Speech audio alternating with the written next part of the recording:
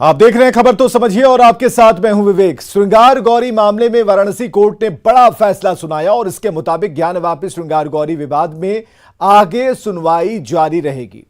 वाराणसी जिला कोर्ट ने कहा कि यह केस सुनने लायक है। कोर्ट के इस फैसले के बाद हिंदू पक्ष में खुशी की लहर दौड़ गई।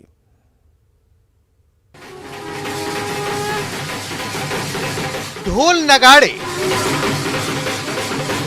आतिशबाजी, हर हर महादेव के नारे।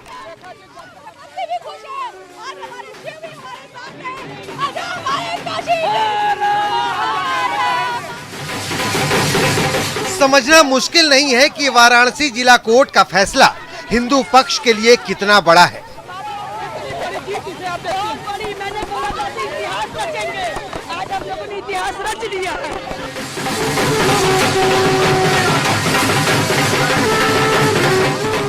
वाराणसी के ज्ञानवापी श्रृंगार गौरी विवाद पर वाराणसी जिला कोर्ट ने कह दिया है कि ये केस सुनने लायक है। कोर्ट ने इस केस को न सुनने के लिए मुस्लिम पक्ष की तरफ से दर्ज आपत्तियों को पूरी तरह से खारिज कर दिया। कोर्ट ने माना कि ये केस 1991 के वर्शिप एक्ट के तहत नहीं आता। आज कोर्ट ने हमारे सारे आर्गुमेंट्स को मान लिया है। मुस्लिम पक्ष की एप्लीकेशन रिजेक्ट कर दी है। प्लेसेस ऑफ वर्शिप एक्ट की उनकी जो प्ली थी उसको खारिज कर दिया है। वक्फ एक्ट की प्ली को खारिज कर दिया है। कोर्ट ने कहा है कि सूट मेंटेनेबल है। अब इस मामले की अगली सुनवाई 22/9 को होगी और एविडेंस लीड की जाएगी। इस मामले में 24 अगस्त को हिंदू पक्ष और मुस्लिम पक्ष की बहस पूरी हो गई थी। इसके बाद वाराणसी के जिला जज AK विश्वेश ने 12 सितंबर तक के लिए फैसला सुरक्षित रख लिया था। इस फैसले के बाद हिंदू पक्ष जश्न मना रहा है। हिंदू पक्ष का मानना है कि इस फैसले से अब काशी और मथुरा की राह आसान होगी, क्योंकि कोर्ट ने इसे प्लेसेज ऑफ वर्शिप एक्ट के दायरे से बाहर माना है। हालांकि मुस्लिम पक्ष इस मामले पर अब हाई कोर्ट का रुख करने का दावा कर रहा है। कानून पर मुझे भरोसा है, क्योंकि हम कहाँ जाएंगे। मेरे लिए मक्का मदीना तो है नहीं, हमारे लिए तो सब कुछ यही काशी मथुरा अयोध्या ही है। तो हम यहाँ छोड़ करके कहाँ जाएंगे। लेकिन कानून को भी हम सम्मान करते हैं, कानून के साथ। ये जो आज ऑर्डर आया है, इससे देश में अब बहुत सी चीज़ें शुरू हो जाएंगी।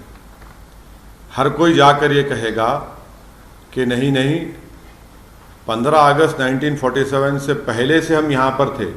91 का एक्ट इसलिए बनाया गया था ताकि इस तरह के कॉन्फ्लिक्ट जो है वो हमेशा के लिए खत्म हो जाए। अब इस मामले पर अगली सुनवाई 22 सितंबर को होगी। Bureau report, news 18 network. दरअसल श्रृंगार गौरी केस पर सुनवाई न करने के लिए मुस्लिम पक्ष की ओर से बार बार प्लेसेस ऑफ वर्शिप एक्ट 1991 का हवाला दिया जाता रहा और ऐसे में कोर्ट का फैसला आने के बाद यह समझना जरूरी है कि आखिर प्लेसेस ऑफ वर्शिप एक्ट है क्या और इसमें प्रावधान क्या है और अब इस पूरे मामले में आगे क्या होगा। तो प्लेसेस ऑफ वर्शिप एक्ट 1991 में लागू किया गया था। PV नरसिम्हा राव की कांग्रेस सरकार के दौरान इसे लागू किया गया और इस एक्ट के मुताबिक 15 अगस्त 1947 यानी आजादी से पहले अस्तित्व में आए किसी भी धर्म के पूजा स्थल को किसी दूसरे धर्म के पूजा स्थल में नहीं बदला जा सकता। तो प्लेसेस ऑफ वर्शिप अधिनियम 1991 में सभी धर्मों के लिए समान रूप से यह काम करता है। कोई भी व्यक्ति धार्मिक स्थलों में किसी भी तरह का ढांचागत बदलाव नहीं कर सकता। अगर यह सिद्ध भी हो जाए कि वर्तमान में मौजूद धार्मिक स्थल पूर्व में किसी दूसरे धार्मिक स्थल को तोड़कर बनाया गया था, तो भी उसे ना तो तोड़ा जाएगा और ना ही नया निर्माण किया जाएगा, यानी उसके वर्तमान स्वरूप को चेंज नहीं किया जा सकता। हालांकि इस कानून से अयोध्या विवाद को दूर रखा गया था और इसे लेकर यह तर्क दिया गया था कि अयोध्या का मामला अंग्रेजों के समय से कोर्ट में था। अब आप समझिए कि इस मामले में आगे क्या होगा। मुस्लिम पक्ष इस मामले में हाई कोर्ट का रुख कर सकता है। मामले के सुनवाई लायक मानने के बाद हिंदू पक्ष की एक मांग पूरी हो गई। हिंदू पक्ष श्रृंगार गौरी में 1993 से पहली वाली स्थिति बहाल की मांग कर सकते हैं। अब हम आपको ज्ञानवापी और श्रृंगार गौरी के सर्वे के दौरान कब कब क्या हुआ यह हम बताने जा रहे हैं। तो 17 अगस्त 2021 को 5 महिलाओं ने याचिका दायर की, श्रृंगार गौरी के दर्शन की अनुमति मांगी। 8 अप्रैल 2022 वाराणसी कोर्ट ने अजय मिश्र को कोर्ट कमिश्नर नियुक्त किया। 19 अप्रैल 2022 अंजुमन इंतजामिया मस्जिद कमेटी ने हाई कोर्ट में अर्जी देकर कमीशन की कार्यवाही रोकने की मांग की। 20 अप्रैल को हाई कोर्ट ने कमीशन की कार्यवाही पर रोक लगाने की मांग वाली याचिका को खारिज कर दिया। 10 मई 2022 कोर्ट ने मुस्लिम पक्ष की मांग खारिज कर दी। 14 मई 2022 कोर्ट कमिश्नर अजय कुमार मिश्र की अगुवाई में पहले दिन सर्वे हुआ। 15 मई 2022 दूसरे दिन भी 4 घंटे सर्वे का काम चला। राउंड 2 में गुंबदों, नमाज स्थल, वजू स्थल के साथ पश्चिमी दीवारों की वीडियोग्राफी हुई। 16 मई 2022 तीसरे दिन 2 घंटे में सर्वे का काम पूरा कर लिया गया। इस दौरान हिंदू पक्ष ने ज्ञानवापी में शिवलिंग मिलने का दावा किया। 16 मई 2022 को ही कोर्ट ने शिवलिंग वाली जगह को सील करने का आदेश दिया। कोर्ट के आदेश पर वजू पर पाबंदी यानी कि 12 सितंबर वाराणसी कोर्ट ने हिंदू पक्ष में फैसला दिया तो श्रृंगार गौरी का केस अदालत ने सुनने योग्य बताया है। अब बात सियासत की। क्या विपक्ष को एकजुट करने की नीतीश कुमार की मुहिम रंग ला रही और क्या नीतीश कुमार को विपक्ष का साथ मिल गया है? सवाल इसलिए है क्योंकि एक बार फिर सियासत में नया पोस्टर निकला है जिसका ताल्लुक तो बिहार से है लेकिन चस्पा है उत्तर प्रदेश में। पोस्टर का एक एक फ्रेम बारीकी से देखिएगा, फिर पोस्टर पॉलिटिक्स के मायने समझिए। सियासत का पोस्टर पॉलिटिक्स। समाजवादी पार्टी के मुख्यालय के सामने ये पोस्टर लगाया गया है जिस पर लिखा हुआ है कि यूपी प्लस बिहार गई मोदी सरकार। यूपी में पोस्टर, बिहार का चढ़ा पारा। यूपी में टंगे इन दोनों पोस्टर को समझने के लिए इस तस्वीर को समझना ज्यादा जरूरी है। तारीख थी 6 सितंबर जब नीतीश कुमार दिल्ली विपक्षी नेताओं को लामबंद करने पहुंचे थे। मिशन को मुकाम तक पहुंचाने के लिए उन्होंने गुड़गांव के मेदांता हॉस्पिटल में समाजवादी पार्टी के संयोजक मुलायम सिंह यादव और समाजवादी पार्टी के अध्यक्ष अखिलेश यादव से मुलाकात की थी। इस मुलाकात के 4 दिनों बाद यूपी के लखनऊ में समाजवादी पार्टी कार्यालय के बाहर पोस्टर टांग दिया गया जिस पर लिखा था यूपी प्लस बिहार गई मोदी सरकार। लेकिन 2 दिनों के भीतर पोस्टर पर पलटवार भी सामने आ चुका है जिस पर लिखा है पहले राहुल भैया फिर माया बुआ और राजभर और चाचा को मूर्ख बनाया है। जो अपने खून का सगा न हुआ उसे बिहार याद आया है। 2 दिनों में 2 तरह के पोस्टर से आप समझ सकते हैं कि बिहार से लेकर यूपी तक सियासत सरगर्म हो चली है। पहले पोस्टर से साफ था कि 2024 के लोकसभा चुनाव के लिए बीजेपी को कड़ी टक्कर देने की तैयारी पूरी है। लेकिन दूसरे पोस्टर ने ये भी बता दिया कि बिहार हो या यूपी, विपक्ष की राह आसान नहीं है। इस बात का एहसास विपक्ष को भी है। इसमें तो स्पष्ट है ना, कारगर बनाने के लिए तो हम लोग कवायद कर रहे हैं। जो 19 में जो गलती हम लोगों से हुई उसको नहीं दोहराना है और 19 की जो गलती हुई उससे जो देश के लोग जो हैं वो भुगत रहे हैं। जाहिर है अखिलेश यादव पिछले 3 चुनावों में 3 समीकरणों के साथ चुनावी अखाड़े में उतरे, लेकिन मोदी मैजिक के आगे सारे समीकरणों की हवा निकल गई। न्यूज़ 18 के लिए लखनऊ से राजीव प्रताप सिंह के साथ ब्यूरो रिपोर्ट। अब आप नीतीश और अखिलेश के पोस्टर के मायने समझिए। 6 सितंबर को नीतीश कुमार ने मुलायम सिंह से मुलाकात की थी। मुलाकात के बाद सपा ने पोस्टर जारी कर समर्थन दिया। अब एक और नया पोस्टर जारी किया गया। नए पोस्टर को समझने के लिए पिछले 3 चुनाव को समझना होगा। 2017 में यूपी में 2 लड़कों की जोड़ी चुनावी मैदान में थी। एक तरफ राहुल गांधी थे, दूसरी तरफ अखिलेश यादव थे। लोकसभा चुनाव 2014 के बाद बदलते यूपी के समीकरण को तब साधने के लिए अखिलेश के पोस्टर में राहुल गांधी साथ थे। राहुल अखिलेश की जोड़ी चुनाव का रिजल्ट नहीं बदल सके। चुनाव के बाद दोनों युवाओं की जोड़ी जरूर टूट गई।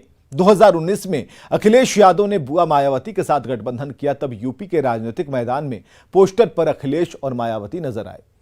कागज पर 55% वोट शेयर का साथ दिखाकर यूपी से तब भी भाजपा की विदाई का दावा किया गया था, लेकिन पोस्टरों पर दिख रहा समीकरण राजनीतिक मैदान में जम नहीं पाया।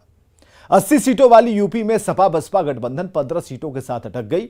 यूपी चुनाव 2022 में ओबीसी वोट को साधने के लिए अखिलेश ने फिर समीकरण बदल दिया, लेकिन नतीजा जीत में बदल नहीं सका। अब नीतीश कुमार अखिलेश यादव के साथ पोस्टर में आ गए, लेकिन सवाल वहीं अटका है। तब तस्वीर जो है बदल पाएगी। कल तक 2 दोस्त थे, आज एक दूसरे के दुश्मन हैं। कल जो धुर विरोधी थे वो आज गलबहियां कर रहे हैं। सियासत के इसी केंद्र पर मौजूदा ताना बाना बुना जा रहा। तकरीबन 3 दशकों तक साथ रहने वाले नीतीश और आरसीपी आज एक दूसरे को औकात दिखा रहे हैं। बिहार में सियासत की लड़ाई, उसके बारे में कोई भी चीज मुझको बोलना, ये सबको मालूम है ना, मालूम ना है। राजनीति में लाया कौन? अब औकात तकाई। मुख्यमंत्री कैसा हो? मेरी औकात उनसे ज्यादा है, ये मैं बताता हूँ। 2 दशकों तक नीतीश कुमार और आरसीपी सिंह का दमदार रिश्ता तो पहले ही दरक चुका था। अब ये लड़ाई औकात और हैसियत तक पहुंच चुकी है। उनको भी पता है। नीतीश कुमार के तू तड़क का जवाब 6 दिनों बाद आरसीपी सिंह ने अपने अंदाज में दिया। नीतीश के पुराने दिनों की हैसियत भी याद दिलाने से आरसीपी नहीं चुके। 1982 में कहाँ थे वो? सड़क पर घूम रहे थे, समझे? और 1982 में मैं गांव में पढ़ कर करके, मेहनत कर करके सिविल सर्विसेज की परीक्षा पास किया था, समझे ना? दिए थे, कभी परीक्षा दिए थे, एक बार परीक्षा इंजीनियरिंग पास करने के बाद। किस चीज़ का परीक्षा था? नेवी का। पास किए थे, पूछ लीजिए। अरे देखिए, आप नेता बनाने वाले कौन होते हैं जी? आपकी क्या औकात है? आपको किसने नेता बनाया? जन्मते नेता थे क्या? आपकी क्या औकात थी 1977 में जब एमएलए का टिकट मिला? क्या हुआ था? हार गए थे। काहे हार गए थे? क्या औकात थी आपकी? दरअसल 6 सितंबर को दिल्ली में जब नीतीश कुमार सीपीआई नेता डी राजा से मुलाकात के बाद मीडिया से बात कर रहे थे, इस दौरान जब नीतीश कुमार से आरसीपी सिंह से जुड़ा सवाल किया गया था तो नीतीश बौखला उठे थे। ये सबको मालूम है ना, मालूम ना है। राजनीति में लाया कौन? उसके बारे में कोई भी चीज मुझको बोलना, ये सबको मालूम है ना, मालूम ना है। राजनीति में लाया कौन? उसके बारे में कोई भी चीज मुझको बोलना, ये सबको मालूम है ना, मालूम ना है। राजनीति में लाया कौन? जाहिर है दोनों नेताओं के बीच तल्खी बता रही है कि बिहार की सियासत अभी और गरमाने वाली है। न्यूज़ 18 के लिए आरा से हिमांशु मिश्रा की रिपोर्ट। अब उन वजहों को समझिए जिनसे नीतीश और आरसीपी का रिश्ता खराब हुआ। 1996 में जब नीतीश कुमार केंद्र में अटल बिहारी वाजपेयी सरकार में मंत्री थे और इस दौरान उत्तर प्रदेश कैडर के आईएएस अधिकारी आरसीपी सिंह केंद्रीय मंत्री बेनी प्रसाद वर्मा के निजी सचिव के तौर पर काम कर रहे थे। इसके बाद नीतीश कुमार जब रेल मंत्री बने तो उन्होंने आरसीपी सिंह को अपना विशेष सचिव बनाया। 2005 में जब बिहार विधानसभा चुनाव के बाद नीतीश कुमार मुख्यमंत्री बने तो उन्होंने आरसीपी सिंह को दिल्ली से बिहार बुला लिया। 2005 से 2010 के बीच आरसीपी सिंह नीतीश कुमार के प्रधान सचिव के तौर पर कार्यरत है। समय के साथ आरसीपी का कद बढ़ता गया। आरसीपी जेडीयू के राष्ट्रीय अध्यक्ष बने। अब आप समझिए कि रिश्तों में खटास कहां से आई। आरसीपी सिंह का केंद्र सरकार में मंत्री बनना बड़ी वजह थी। नीतीश कुमार और आरसीपी सिंह के रिश्तों में टर्निंग पॉइंट पहली बार 2021 में आया जब केंद्र में नरेंद्र मोदी सरकार का मंत्रिमंडल विस्तार हुआ और आरसीपी सिंह मंत्री बन गए। आरसीपी सिंह का दावा है कि नीतीश कुमार की सहमति से वो मंत्री बने केंद्र में, और केंद्र में मंत्री बनने के बाद भी कई मौकों पर आरसीपी सिंह ने बीजेपी सरकार का गुणगान किया और केंद्र सरकार की योजनाओं का गुणगान करते नजर आए, जो नीतीश कुमार को खटकने लगा। बीजेपी के लिए आरसीपी का सॉफ्ट कॉर्नर भी उन पर भारी पड़ गया। चलिए आगे बढ़ते हैं, बात करते हैं ऐसी खबर की जो आपको आगाह करती है, आपको सावधान करती है। मुजफ्फरपुर के सकरा इलाके में महिला की किडनी निकालने का मामला शांत भी नहीं हुआ था कि यहां एक और झोला छाप डॉक्टर की करतूत उसी इलाके से सामने आई। यहां एक झोला छाप डॉक्टर की लापरवाही के चलते एक महिला की जान चल गई। मामला सकरा के परशुराम पचुदही का है। 4 सितंबर को महिला के पेट में दर्द हुआ। इसके बाद उसे परशुराम पचुदही स्थित निजी क्लिनिक में भर्ती कराना पड़ा। आरोप है कि इलाज में लापरवाही के कारण महिला की जान चली गई। न्यूज़ 18 संवाददाता की पड़ताल में होम्योपैथिक क्लिनिक में एलोपैथिक इलाज किए जाने का खुलासा हुआ, जहां फर्जी तरीके से ऑपरेशन किया जाता था। महिला की मौत के बाद डॉक्टर फरार है। मुजफ्फरपुर में इन दिनों निजी क्लिनिक में जिस तरीके से एक पेट द्वारा जो इलाज किया जाता है, ऐसे में कई मामले जो हैं वह बिगड़ता हुआ सामने आया है। हाल ही में आपने बरियारपुर में किडनी निकालने की बात सुनी होगी और यह मामला अभी शांत भी नहीं हुआ था कि इसी बीच मुजफ्फरपुर के सकरा के पचदही में एक निजी क्लिनिक में गलत इलाज की वजह से महिला की मौत का मामला सामने आया है। कल देर रात महिला की मौत हो गई, जिसके बाद जो है वह तमाम लोग जो हैं, आप देख सकते हैं तमाम लोग इसी जगह पे आकर उन्होंने हंगामा किया। बताया कि यहीं पर इलाज किया गया था और गलत तरीके से, जिस तरीके से पाइप लगाया गया, मतलब एक काम वाली महिला के द्वारा ये सब करवाया गया था, तो इस तरह के जो है वह आरोप सामने आए थे। हालांकि आप देख सकते हैं, सबसे बड़ी बात है कि यह जो अस्पताल है, जो चलाया जा रहा है, क्लिनिक चलाया जा रहा है, ये होम्योपैथ का है। बावजूद यहाँ पर इस तरह के जो गंभीर मामले हैं, उस मामले में सर्जरी जैसे काम जो है वह किए जा रहे थे, जिससे स्थिति बिगड़ी। हालांकि मरीज का इलाज जो है वह फिर उन्हें रेफर किया गया। स्थिति बिगड़ने के बाद उसकी मौत हो गई। ऐसे में डॉक्टर का पता नहीं है कहाँ है, कौन बैठते हैं यहाँ पे? यहाँ पर निकेता कुमारी, डॉक्टर निकेता कुमारी। गुड्डू कौन है जिनके ऊपर आरोप लगा है? और गुड्डू का यही घर है। यही घर है। डॉक्टर है? डॉक्टर नहीं, प्रैक्टिस करते हैं गाँव में। प्रैक्टिस करते हैं, मतलब उनके पास डिग्री है कि नहीं? जी नहीं, डिग्री नहीं है, लेकिन फिर भी प्रैक्टिस करते हैं। वो थोड़ा बहुत दवाई देते हैं। बहुत दवाई देते हैं। किस चीज का? होम्योपैथ का कि अंग्रेजी का? होम्योपैथ का डॉक्टर निकेता कुमारी है। अच्छा। और एलोपैथ में थोड़ा बहुत दवा देते हैं। में अपना मतलब देते हैं और यहीं पर सबका इलाज करते हैं? नहीं, यहाँ नर्सिंग होम नहीं है। गाँव में जो बुखार उखार लगा तो दवा। गंभीर मसला सामने आया है कि वो देखिए, महिला का वो महिला यहाँ आई थी और यहाँ आने के बाद जो है उसको रेफर कर दिया गया था। मुजफ्फरपुर जाया गया। मुजफ्फरपुर से फिर पटना गया और वहाँ से 4 तारीख को क्लिनिक आई थी। रजिस्टर्ड है?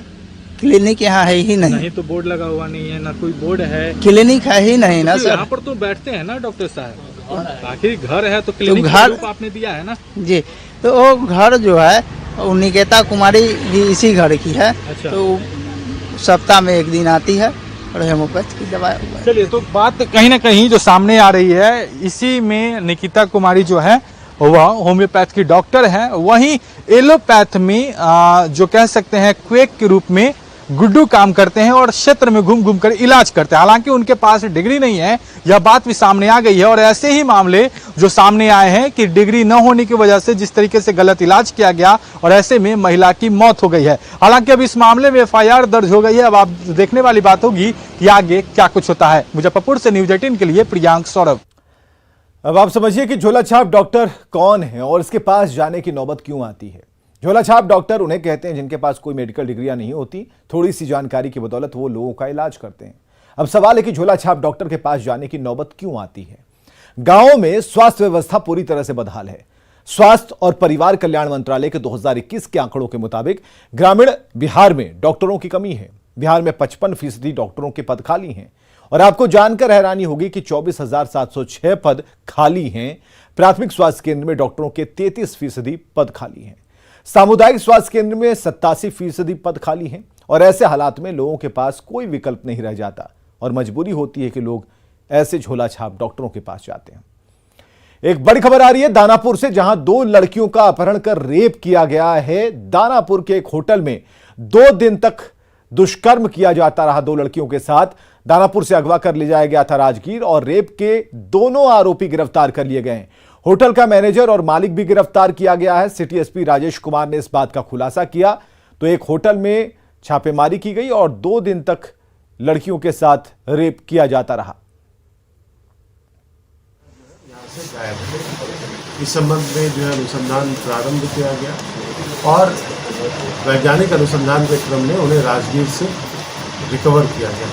होटल में जो लड़का ले गया, इन दोनों लड़कियों को एक कमरे में रुकवा दिया और बगल के कमरे में खुद भी ठहर गया। रात्रि में उसका एक और दोस्त आया और उन दोनों दोस्तों के द्वारा इन लड़कियों के साथ दुष्कर्म किया गया। लड़कियों का जैसे ही ये स्टेटमेंट आया तो उसके बाद हम लोग के द्वारा तुरंत ही लड़कियों का मेडिकल जांच करवा। तो बड़ी खबर हम आपको बता रहे हैं, रेप के दोनों ही आरोपी गिरफ्तार कर लिए हैं। इसके साथ जिस होटल में इन लोगों ने लड़कियों को रुकवाया था, जहां पर इस घटना को अंजाम दिया, उस होटल के मालिक को भी गिरफ्तार कर लिया गया है। और खबरें लगातार जारी हैं, बने रहिए हमारे साथ।